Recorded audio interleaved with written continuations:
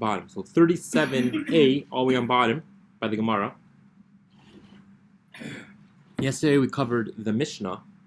And the Mishnah, in short, was teaching us that the idea of, about the Tchum Shabbos, one is not allowed to travel beyond 20,000 amas from his place of 2,000 amas. So what did I say? 20,000. Okay. 2,000 amas from the place of residence, where they set themselves this way residence on Erev Shabbos or Erev Yom Tiv. And the same applies to vessels, clothing, anything you own, any metalton, anything that moves, anything that's movable. The same thing applies. So if you have a pot, and on the onset which you were in possession of on the onset of Yom Tiv, onset of Shabbos, that pot now cannot move beyond 2,000 amos of where you set as your home on Shabbos or Erev Shabbos or Erev Yom Tiv.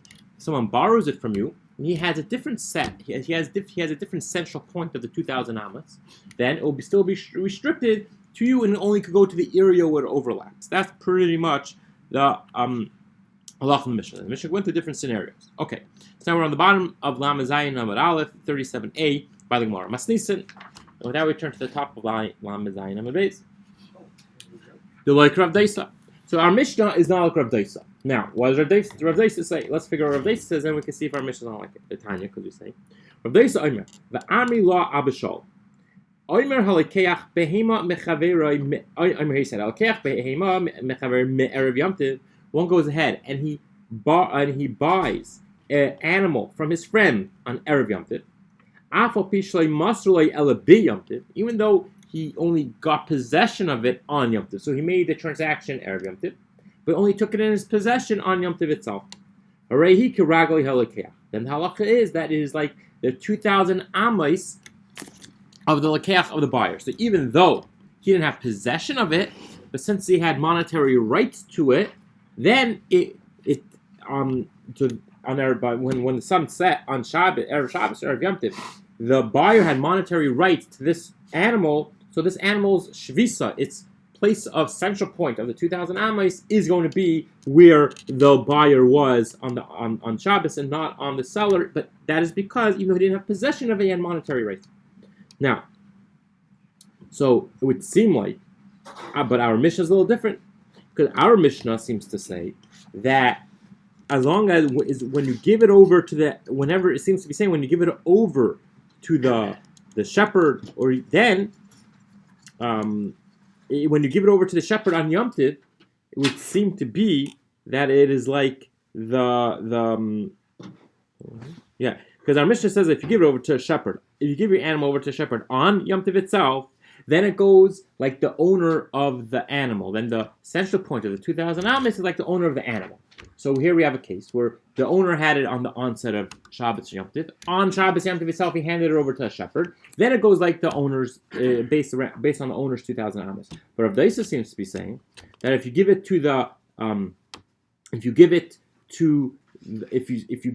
buyer on Yom Tiv, then it goes like the feed. Then it's based on the buyer. So what's the difference? In both cases, you only handed it over on Shabbos, or Yom Tiv. It can't be Shabbos, I assume. So therefore, it's Yom Tiv. You only handed it over on Yom Tiv itself. Therefore, it should be that if you want to be in sync with the Mishnah, Rav Deisa should hold that. Even if you buy it on Erev Yom Tiv, if you give it over on Yom Tiv, then it should be like the seller's 2,000 amos, not like the buyer's. Now, wait a minute. I jumped too early. Hold on. I'll take it back. I jumped the gun too early. So Rav Deisa didn't finish yet. So Rav Deisa seems okay. So this is not a question. What I just mentioned was not. Scratch that. Take that back. There was not a question. Rav Deisa is the same. Since he had monetary right to it, then it makes sense that it goes by the 2,000 amos of the buyer. However, Rav Deisa continues. This is where the question is. If he gives it over the animal to a shepherd, even though he only gave it on Yom Tiv, then it's based on the 2,000 amos of the shepherd. Now that is in contradiction to our Mishnah. Our Mishnah clearly states if you give over your animal to a shepherd on Yom Tiv, then it's based on the 2,000 amos of the owner, not the shepherd. And Rav Deisa is saying the exact opposite. If you give the animal over to a shepherd on Yom Tiv, then it's like the shepherd and not the 2,000 amas is based on the shepherd's 2,000 amas and not on the owner's 2,000 amas. So that is a contradiction. That's not really a question necessarily. We're just saying that our Mishnah is not like Rav Deisa. Rav Deisa can't be like our Mishnah. Not a big deal. So it's more of a statement. Then we say no, it's wrong. I feel the time Rav Deisa, even Rav Deisa could go like our Mishnah. But like Kasha, that's not a question. In the case of Rav Deisa, there's only one shepherd in town.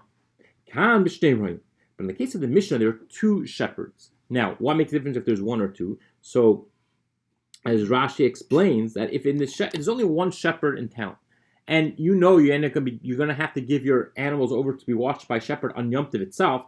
So on the onset of Yom Tov, you knew good and well what's going to happen. You knew tomorrow morning you're going to get up and bring your animal to the one shepherd in town.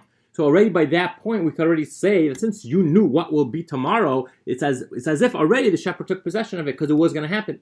So therefore, it's going to be based on the tchum of the shepherd. Wow, if there's two shepherds in town, you don't know which one you're going to give to tomorrow. So therefore, since on the onset of Yom Tov you don't know what you're doing the next day, therefore it will go like the Mishnah. It would go like the 2,000 amis of the owner. Now it's not because every single day everyone in town gives this one shepherd all their animals to watch. Therefore, we know what will be, and therefore it's not following the Mishnah. There's multiple shepherds in town. Therefore, we don't know every day what will be. Therefore, it goes by the 2,000 amis of the owner who had possession of it on onset of Yom Tov.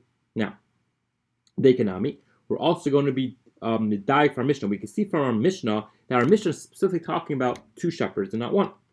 Diktani, libnoi eloria. He said that he had a choice. He could give it to his child, or he could give it to his shepherds to go out to town, to go out to the field and watch. So therefore, we see our Mishnah specifically in the case of two. But in the case of one, if there's only one shepherd in town, and everyone is the muhsik, and it's set that everyone gives their animals over to the shepherd daily, then on the onset of Yom Tov, we know what will be tomorrow. Therefore, we'll say it's as if he already gave it over to that shepherd, and therefore it will be the 2,000 amis of the shepherd.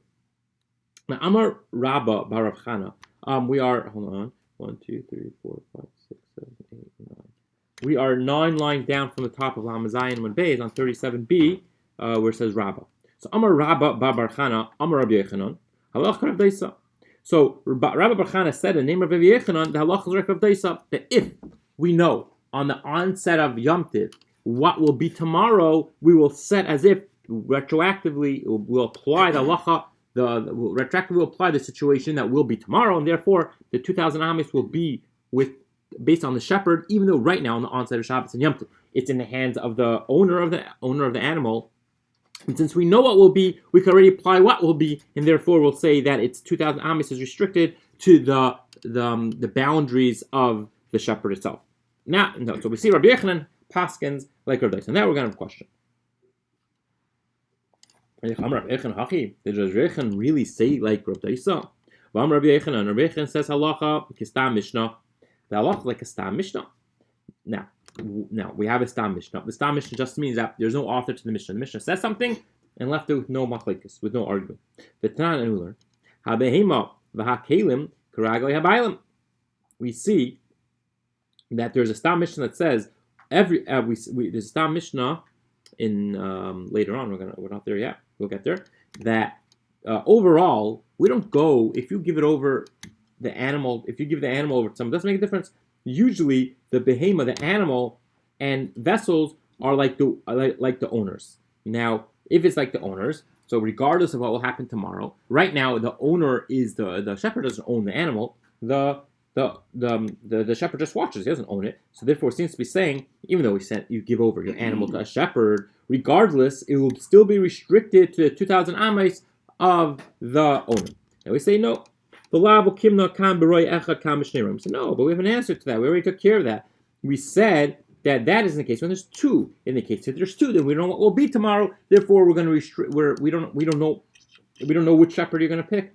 Therefore, it's going to go based on the owner itself. But in the case when there's one shepherd, we know what's going to happen tomorrow. Really, no one's going to argue and say that if you know for a fact that it gives it over to the shepherd tomorrow, it's going to be restricted by the shepherd's 2,000 amis and not by the owners, because we know what's going to be anyway. Now, Tan Rabban. So now we have two people, and they take possession of a coat, an article of clothing, together as one. So in the morning, the first one could take it to the study hall. And in the evening, the other one could go to the party house. Now, if one of them made his eruv, meaning he made his focal point, he's drawing his 2,000 boundary amma the center of it's in the north. And the other one said his shvisa, he said his residence of Shabbos in the south, and therefore his 2,000 amas goes around. The focal point is going to be, the center point of the 2,000 amas is going to be this house in the south. So now let's say they are 1,000 amas apart. So one set his eruv 1,000 amas north, and the other one set his eruv 1,000 amas south. Now the one in the north could only go as far south as he personally is allowed, but the one in the north could you cannot. The one in the north is restricted to his.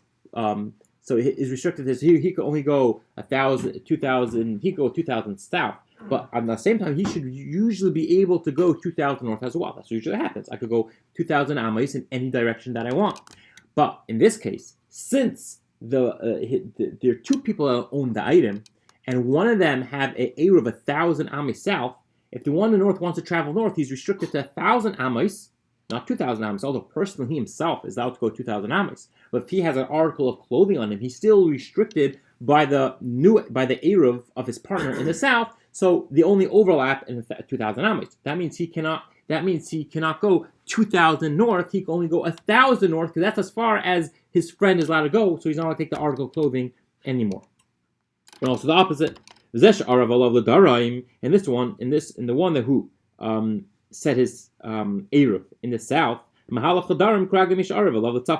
he could go only as far south as the one in the north is allowed to go, which would be only 1,000 amas. Because remember, the top one, the one in the north is allowed to go 2,000 amas, but he's restricted by the south one, the southern one. And the southern one could the southern one could go technically 2,000 amas south if he wanted to, but he's restricted by the 2,000 amas boundary of the northern one. And the northern one is 2,000 amas north. That means he only has an additional 1,000 amas to travel south of the southern eruv, and they only overlap by 1,000 amas south of the southern one, right? Basically, the point is they got to overlap. Just think of two circles, and there's that middle point where they overlap. That's where this article of clothing is allowed to go. Sometimes it could be a vast amount. Sometimes it could be nothing. And now we're about to say now, we are on Lam Zayin Beis, on 37b, and we are on the second to last thin line. So we're 2 lines up from the wide line. Now, the last word on line. What happens if they're each having they each set an eruv of 2,000 amas of each other? So they overlap by 0.1 of an amma. What happens now? Then it can't move. It can't move north because it can't move to the north because it's restricted by the guy in the south. It can't move south because it's restricted by the guy in the north. Is that only relative to that garment, or is that? It's only relative to that garment because they borrowed it together. So if you leave that garment behind in the house, you can go where you want. Right. But if you're wearing a coat, and let's say that you can't carry it, and you can't leave it, and you don't want to leave it on the floor and lose it, you are going to be restricted by your friend's. As I said, there are times over here. It's not very common, right? You're not going to get this. But in Eretz Yisrael, there's small communities all over the place within the tchum of each other, but it's not going to extend their tchum like in whatever, especially moshav here and there. You will have this problem. If someone, let's say, walks from one moshav to another moshav, it's within the tchum, and it was for a Friday night meal, and it was raining, so he borrows a coat from his host. When he walks back, he has to make sure the next morning when he walks back, let's see, and then he walks back next morning, he can't go further out than the other one because he's with that coat because he's being restricted by the other person's tchum. So definitely it's very applicable in where there's a lot of small communities dotting the landscape. Now, Itmar, we're on the last line of the thin line of 37b. Itmar we learned. What happens to two people on Erev Yom Tiv buy together a barrel of wine, or they in partnership, or they buy an animal in partnership with in mind to slaughter on Yom Tiv? Rav Amar Chavis Mutanas. Now, Rav says that the Chavis is mutter, meaning it's the Chavis, the barrels will not be restricted Now, we might have the same problem since they're buying it in partnership, and when the onset of Yom Tov takes place, we have an item which is partly owned by two people. So the same thing should happen. In a case when their boundaries of the tchum are different than each other, then this barrel of wine should be restricted from going outside his tchum, his 2,000 ames, the restriction of walking on Shabbos from his place of residence. It should be restricted to where the area overlaps with each other. Rav says no. When it comes to the barrel of wine, there's no restriction. It could go with each owner. When you come to separate it on Yom Tov itself, I take my half and the other guy takes his half. It could go wherever it wants. It's not restricted. Even though on the onset of Yom Tov it was mixed up, it was one barrel of wine, so it shouldn't be any different than the raincoat. But in this case, since I'm going to we'll see in a minute why. But when you separate it on the morning of Yom Tov itself, then I can take as far as I want my tchum, and he can take as far as his tchum. However, the animal, if you slaughter it and you cut up its meat to be eaten on Yom Tov itself, and it was in a partnership before Yom Tov, we will have a problem, and the parts of the animal itself will be restricted only in the area where each of the partners' tchum overlaps. In the case when they have a different set of tchumim. Now, the Shmuel Amar Chavis Nami Asura.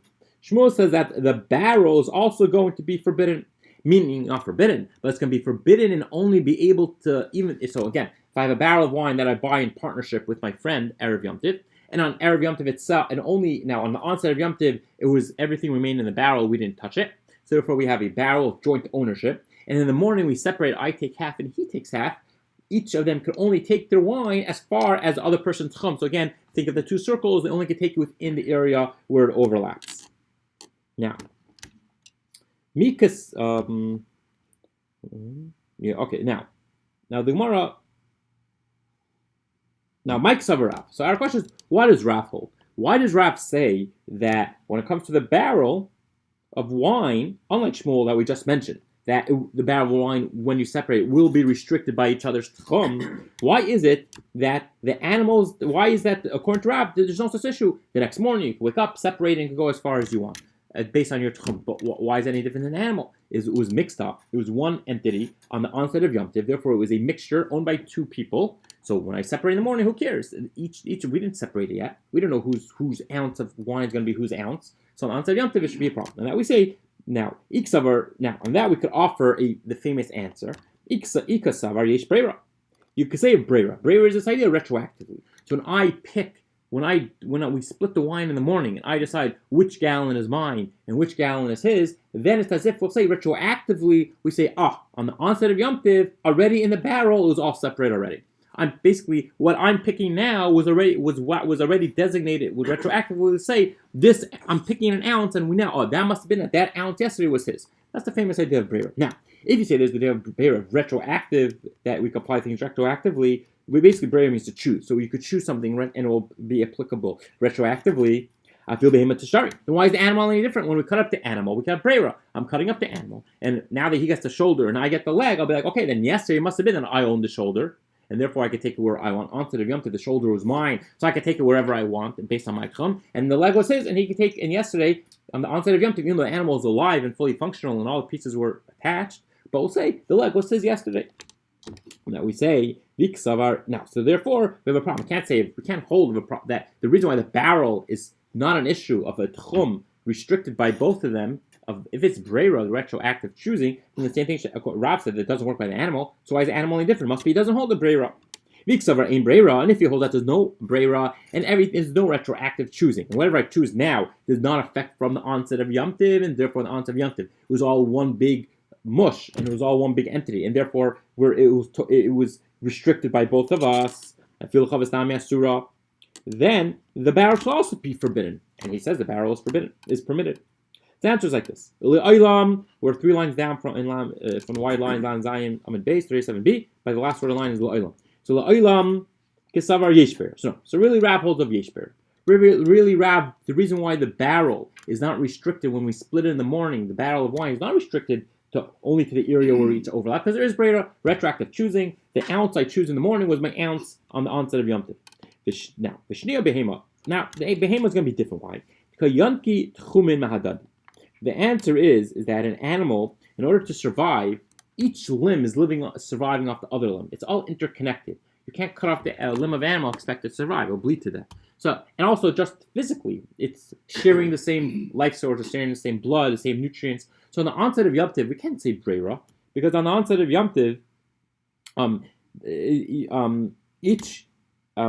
every part of the animal is one entity and living off each other. So Breira is not applicable by the animal. That's the answer we want to say. Therefore, according to Rav, he holds a Breira. Therefore, the wine, which doesn't need each ounce, doesn't need the other ounce to survive. You can separate each ounce and put it into a container, and it'll survive fine on the onset of Shabbos. So on the onset of Shabbos, you will already view as if every piece, every gallon, ounce, volume, whatever you're taking, as if it's already yours. When it comes to the animal, you can't really view the animal as cut up on Erev Shabbos, because it would be dead. It wouldn't be much of an animal. It'll be by the time you wake up in the morning, it will end up going dead. So therefore, we're sort of stuck. We can't apply the idea of retroactive choosing when it comes to the animal.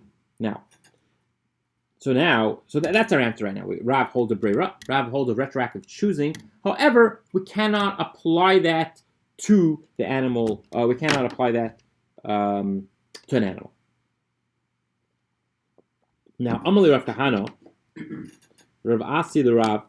Now we have a question though. That's really true. This idea, when something is binyonik, when something is sort of surviving off the other piece, therefore we can apply the idea of breira. Then l'isur muksa lo'chashashu, l'isur tchumen chashashu. So then we say, so that we say that why are you saying?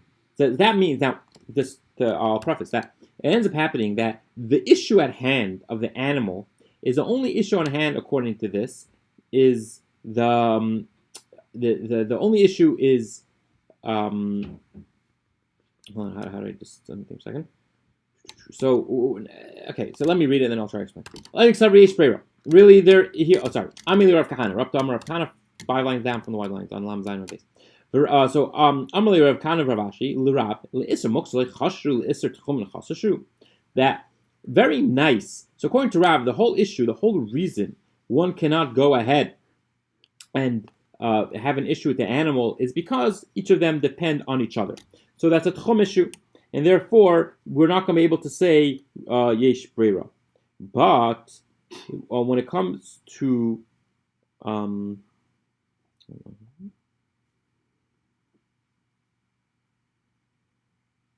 so it seems to be being that the issue is a tchum issue, and that we say, is it really a tchum issue? What about muksa? Because if it's really true that when each limb and organ are needed and they're all shared resources and it's one unit, you can't say breira. But if you can't say breira, at the same time we should have another issue. We should have another issue that's muksa on the onset of Yom Tov. Because when it comes to the animal, then each owner is going to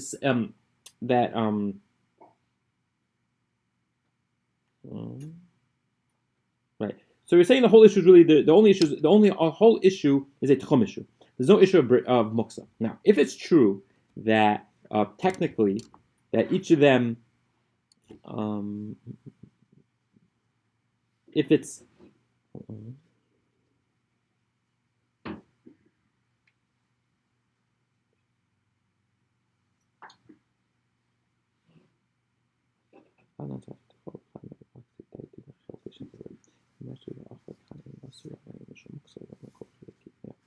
so we want to say like this. We want to say if it's true that we can't separate it due to breira, then we have the same problem. We can't separate it due to muksa, and it's one big mush when it comes to muksa. Now, if it's one big empty when it comes to muksa, then even though it's true we can't split it, but that means on onset of Yom Tov, each of the owners had half of it, and so every piece is going to be muksa because the owners technically have rights to half of an animal. So each of them are saying half of the animal is mine, and the other half of the animal, it says I want nothing to do with this. So half of the animal is already a muksa issue when it comes to one owner, and the other half of the animal is a muksa issue when it comes to the other owner, because it's not his. He wants nothing to do with that half of the animal. So if you can't apply breira, if you can't apply the retroactive choosing, not only will have it now, you want to say there's a tchum issue, but how can you move it? You want to say, according to Rav, it's true. We can't do the retroactive choosing. So what are you going to do in the morning? You could wake up in the morning, you could slaughter the animal, and you could go ahead and go home and enjoy it. Just it's going to be restricted. You can't move it beyond each other's tchum, right? Fine, true. But if that's true, we can't do retroactive choosing. We have a whole other issue that you shouldn't be able to slaughter, you shouldn't be able to touch it. There should be a muksa issue. Because if you can't retroactively say, that on the onset of Yom Tiv, this half was yours and this half was his, if you cannot apply that idea, then on the onset of Yom Tiv, each of them were thinking that half is mine, half is not mine, therefore the half which is not yours is not muksa. And we can't do retroactive choosing. That means the whole animal is one big mush, one big entity, with half of it being muksa for each other. You shouldn't be able to touch it. Because again, if you say breira, if you say that you could choose it, then we could take care of the muksa issue. All we're going to say is that it's true. On the onset of Yom Tiv, it was one entity, and we don't know whose piece was whose. And technically, each half was muksa to the other, but we don't know whose is whose. Therefore, we can't clarify which side was whose side muksa was to which. But don't worry, you're going to wake up in the morning, you're going to slaughter it. When you take your piece, you're going to be like, oh, now we know. Yesterday, this piece was yours, and therefore you knew already. It's as if you already knew on the onset of Yom Tiv that this piece I'm going to take home. Therefore, this piece I did not have muksa. This piece was not set aside for someone else. If you can't apply the breira issue, then not only do you have a tchum issue, but at least according to this point, you could move it within each other's tchum. But you have a muksa issue. So wake up in the morning, take a piece of meat. How can you touch this piece of meat? On the onset of Yom Tiv, you didn't know you were going to have this piece of meat. This piece of meat is fully muksa because you think it might be for your friend. And if it's for your friend, you don't have rights to it. So that's the question. If you're going to apply this idea that you can't say the retroactive choosing when it comes to the animal, then you have a much bigger issue. You can't even touch it because of muksa. So Shashak Rav. So Rav was quiet. Rav was quiet, and he said it seemed like Rav admitted that it's true, and therefore he sort of got stuck. So Rav doesn't have an answer. If he holds a breira, then if he holds a breira, then and that's why the barrel works. And the reason why the animal doesn't work is because you can't apply retroactive choosing when it comes to the animal. Then you have a muksa issue. And if he doesn't hold a breira, then why is the barrel permitted? So we're sort of in a bind for Rav. Now, at the end of the day, my havala, what's the final psak? Do we say breira? Do we not say breira? What do we say overall? Do we apply the idea of retroactive choosing or not? So, Rav Aisha Amar Yesh breira. Rav Aisha says we do say breira. Rav Yechanan Amar Ein breira. Rav Yechanan says there's no idea of breira, and you can't do retroactive choosing. Now, Rav Aisha is breira. Can it really be that Rav Aisha holds that there's breira? The Rav Aisha does agree that there's the idea of retroactive choosing. That's not what we learned. The following case. Now we have this case previously in the beginning of the Gemara. I think we had it before on Daf on the 10th Daf of this Masechta. But now we learned Hameis bebayis. If you have a body in the house, a dead body in the house, v'loi psachim harbe, and there are many doors to the room. So you have a dead body in the room, and there are many doors to the room and windows. Cool to me. Now, if you have under the doorway or under the doorpost, you have an item. What we're going to say is that if you knew for a fact, which if for whatever the crazy reason is, before the person died, you said if someone dies, I'm going to take him through this door, and he points to the door, then as follows. Then when the person actually dies, or even better, that before you brought the dead body into the room, you said we're going to exit through this specific door, then any item, any kli, any vessel under that doorpost will be tamei, but under every other doorpost will not be tamei. It will not become won't become far, because we're going to say that the room really ends by the doorpost. Now, since he's going through that door, so it's going to extend beyond, of course, into the doorpost.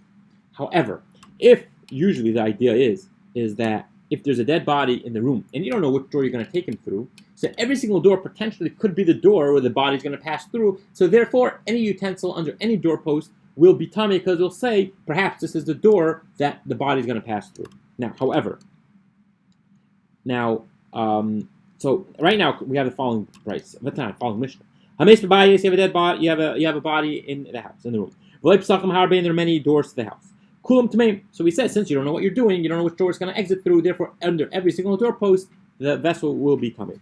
But if at one point you open one of the doors, we'll say retroactively the other one. Now we see what was going to take place. We knew now we see you're going to go through that door, so this door will be tummy, but everything under every other doorpost will not be tummy. Now, now what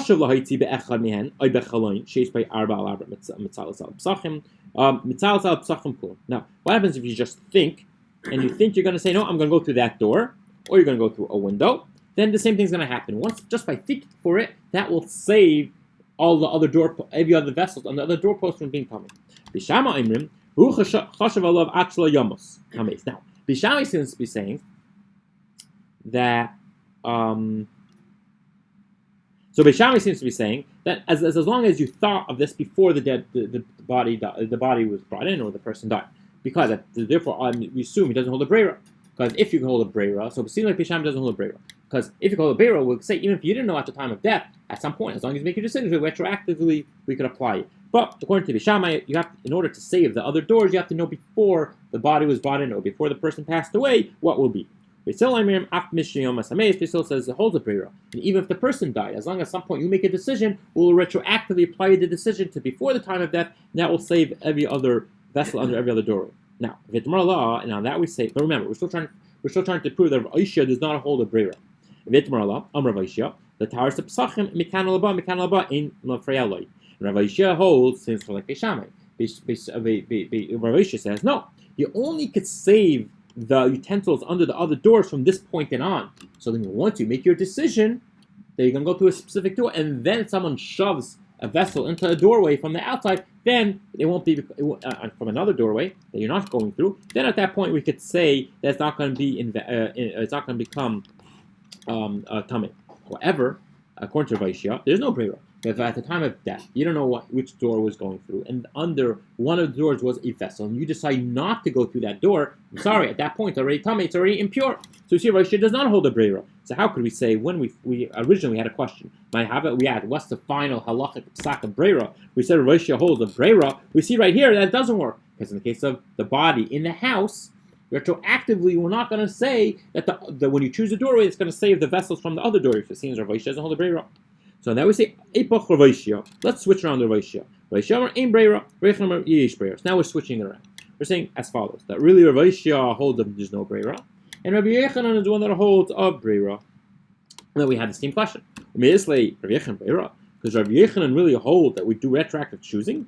V'amar Ravasi, Amar Rabbi Yechanan in the following case: Achen shechalku, brothers that split their inheritance. L'kuchay saying they have a halachic status of buyers. We're 4 lines up from the bottom of 37b.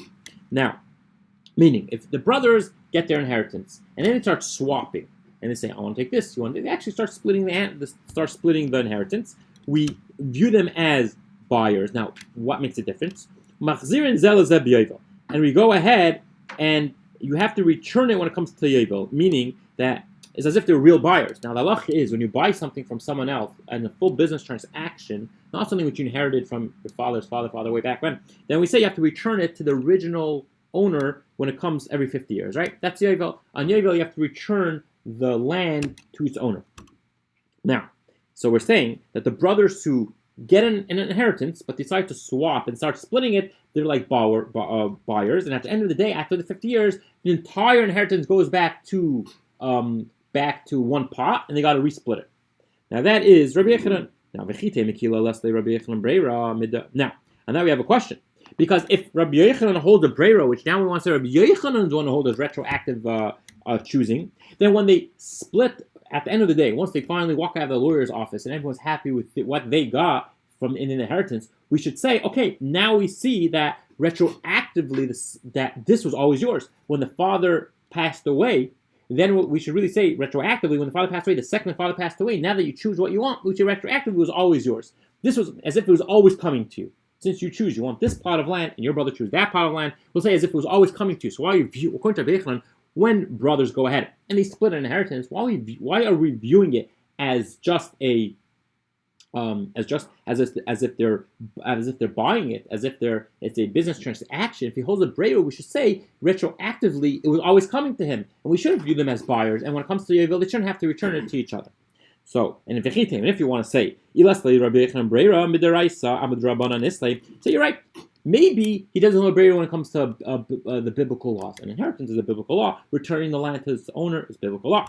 Perhaps he'll hold when it comes to tchumim. When it comes to the idea of a tchum, when it comes to the 2,000 amais, that is only the Rabbanan. So therefore, when you have this whole thing, when it came to buying an animal together in partnership on Erev Yom Tov, and then comes Yom Tov itself, and then you have to go, and it comes to the barrel of wine, we could say the barrel of wine, when you choose which gallon is yours on the morning of Yom Tiv, then we can say retroactively we know which one was on the onset of Yom Tiv, therefore it shouldn't be restricted. But anyway, the point is, we want to say Rabbi Yochanan holds a breira. We brought a case where Rabbi Yochanan seems not to hold a breira when it came to the inheritance. No, perhaps you're right. That is the case of a biblical law. When it comes to the rabbinical law, he'll hold a retroactive choosing. Now, fine, that's what we want to say. So that's where we are right now. Rabbi Yochanan holds a breira, but only by D'Rabbanan, not D'Oraisa. No, D'Rabbanan, mi islay, and now we say further. Say, even by the case of a rabbinic law, Rabbi Yochanan holds a breira. Vatani Ayoy, that was the name of a sage. Rabbi Yehuda Omer, Ein Adam Mafnal Shnei Dvarim Ke'echad. A person cannot go ahead and make a condition on two things as one. Now, Ella and okay, Ella and Ba Chacham the Mizrach, Iruvay the Mizrach, Lamayr Iruvay Lamayr. So the case is as follows. It's like this. You hear there's a great sage coming to town, and you're concerned that he's going to go, to much further south than you are, and you're not going to be able to walk there because you're going to be restricted by your Erev.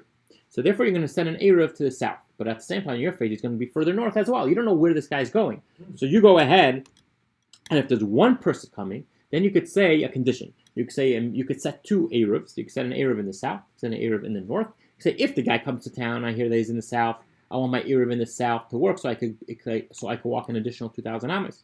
And if I hear that he's coming to the north, I want the north one to be my Erev, so therefore I could walk an additional 2,000 amas to the north. That works. But as follows: if two sages come and you say, and if two sages come to town, and you want to say that as follows, and you say that I have two Erevs. If this one comes to this area, I want it to work. And if this one comes to that area, I want it to work. When you're focusing on two separate ones, then you have a problem. Now, according to him, you can't base it on two sages. If it's one sage coming to two separate, you're not sure which area, then it will work. If it comes to two sages, it won't work. That's the rule. Now we turn to top of and that we say why do you say that if you're choosing that if there's two people coming and you want and you're not sure which one is coming, meaning two people are coming and you heard that A is going to the south and B is going to, if A would come, he'd go to the south. If B would come, he'd go to the north. But you just don't know which one is coming. So you set an Erev to the south and say, if A comes, I want that one to work. If B works, if B comes, I want that one to work. Why does that doesn't work? But if you say if one person is coming, and if he goes to the south, I want the south one to work. If he goes to the north, I want the north one to work. That does work. What's the difference? Again, to top line from 38.8. Why do we say that if you make that it doesn't work? If there's two people coming, then if you go ahead and you make one to the north and one to the south based on one person, it also shouldn't work. Alma Leslie the Rabbi Boruch gives an answer. The answer is as follows: is that when it came to the case of the one sage, that he already came to town on Erev Shabbos, just the pony express didn't reach you yet to tell you where he is. So therefore, you're going to say, he's already here, and I'm going to set one to the south. And if I hear about on Shabbos where he is, if he's in south, I'll use that one. And if I hear he's in north, I'll use the north one. But he already set his shvisa. The sage himself already set his place where he's going to be Erev Yom Tov. I'm just going to say, when I find out what it was, then it's a condition. It's not utilizing braver. It's not utilizing choice. But the other cases, when the guy comes on Yom Tov, he walks into town, or on Shabbos, he walks into town, then I want my Erev to work. That's not a condition anymore. That's choosing. Then, because you only can have one Erev. So then we're going to say, when he walks into town, if he walks into the north, then retroactively I want the north Erev to work. And if he walks into the south, then I will retroactively want the south Erev to work. It is a condition, but it's a condition utilizing Breira. So in Rabbi Yochanan, and so according to Rabbi Yochanan, that doesn't work. It only works when you know. You just don't know. He already said it on before it's Shabbos, and you don't know which one it is. That's not using Breira, right? It's not a new revelation to us. What will be, what is now was before, because it already was before. Just you had lack of knowledge. So therefore, we see Amalek, so Rabbi Yochanan Breira. You see Rabbi Yochanan doesn't hold a Breira. Even so, at the end of the day, we see Rabbi Yochanan doesn't hold a Breira. He does not even hold it by D'Rabbanan. Originally, we want to say Rabbi Yochanan holds a Breira, but he only holds it by D'Oraisas, by the biblical laws, and not by the rabbinic laws. Now we're saying no, he even holds it. He does not hold a Breira even by the rabbinic laws based on this mission, based on this Beitza, that he can't use the Tchum retroactively. So now we're going to go back again. Don't switch it around. And really, the Rav Shia holds a Breira, and Rabbi Yochanan does not hold a breira. But we had a question from Vaishya on the space Machlokes bin Bishamis Basila when it came to the dead body in the room, and Vaishya said Limafreya. Retroactively, it will not remove it. Therefore, we see that he doesn't hold a breira. So we say, but you're right. When it came to the dead body, that's daraisa. Impurity is halachas derived from the Torah. When it comes to halachas rabbinically declared, like tchum, that Rav Isha will agree to the to breira. So at the end of the day, halachas yesh breira. The halachas like Rav Isha. Just according to Rav Isha, we don't say retroactive exclusion when it comes to daraisa. When it comes to biblical laws, we only say it by rabbinic laws. Now, we are, 6 lines down from the top of Lamed Ches Amud Aleph. We have a few more minutes, let's continue. So, Darash Mar Zutra. So, Rav Zutra sat and he said publicly, Halach Rav Isha, the halach is like Rav Isha, Amar Shmuel. And, the halach is like Rav Isha, now Amar Shmuel, Sharshal Pitam. If you have a animal of a pitam is a wholesale cattle raiser. Harehi Karagli Kol Adam. Since it's like this goes like the tchum of everybody. Now the reason why it goes like the tchum of everybody is like even though you don't know who you're selling to Erev Shabbos and he's Erev Yom Tov, you don't know who you're selling to, and on Yom Tov itself, anyone who walks in through the store buys it. It will be based on the person that buys it on his tchum. The reason is because he sells it to everyone, so he doesn't know. His mindset is on Erev Yom Tov. Whoever walks onto me on Yom Tov is going to be his. So retroactively, we're going to apply and say that this animal already was this owner's before Yom Tov, and therefore. It could go like the 2,000 amos of the buyer. Sharshal Raya, but a shepherd, which is just a local guy, his mindset is I'm only going to sell to people within my city who basically share the same tchum as me. Then it's only going to be restricted to the 2,000 amos of the people who reside in the city. Now, okay, let's go a little further. So the Mishnah said that if someone borrows a vessel from his friend on Erev Yom Tiv, the lacha is going to be that the one that the tchum is going to be restricted to the one that borrows it.